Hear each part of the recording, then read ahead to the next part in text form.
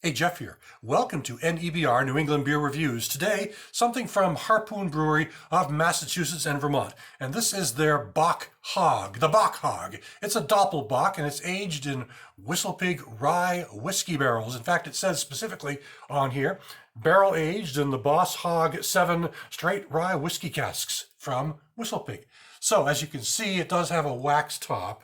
So I'm going to have to pause the camera for a second as I open this up and try to get this wax off so I can pour it into the glass. So be right back. And there it is. I got the wax pried off. I got the cap off, and I've already poured it into a Harpoon glass. And you can see it's got a nice dark appearance to it. Really dark brown to almost like it's like not a super dark brown, not black, but almost like to some degree like a reddish type brown. Maybe a mahogany color perhaps. So, and you can see it has up top, it's got a nice little, I'd say modest tan mocha head up top here. So it's an attractive looking beer.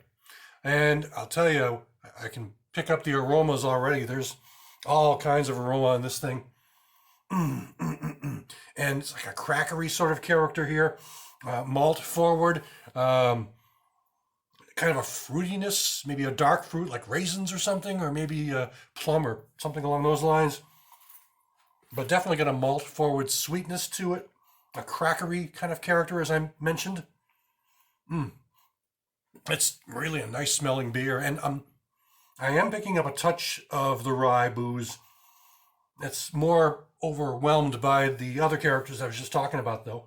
But it's really a nice, inviting sort of beer. Kind of a really, if anything, there's an earthy hop presence. It's definitely a low hop profile, but Doppelbocks are not really meant to be hopped up beers. They're meant to be malt forward generally. So, smells great. I'm just enjoying the scent on this. So let's taste it though. Enough smelling, time to taste, right? Ooh, that's delightful. That is delightful. Chocolatey. Maybe a little chocolate sort of character here. Definitely malt forward. I'm getting sort of the same, it's like almost a vanilla-ish kind of chocolatey, but it's really a tasty beer for sure. I'm enjoying it so far. It's 9%, as I mentioned, so that's not as high as I thought it might be when I first looked at the bottle and saw that it was aged in the rye barrels. But definitely a malt forward character. If there are any hops in them, they're very, very low profile. They're floral, maybe earthy, but it's definitely sort of, you get that same sort of crackery sensation in the taste, just like on the aroma. You're getting a hint of a chocolate sort of character. Definitely an assertive maltiness and a sweetness to it. And it's got kind of a moderate finish going on. At the finish, though, it's almost like kind of almost a boozy sort of finish. I don't want to say there's not a lot of alcohol characters in it, but I'm picking up the slight booziness in the finish.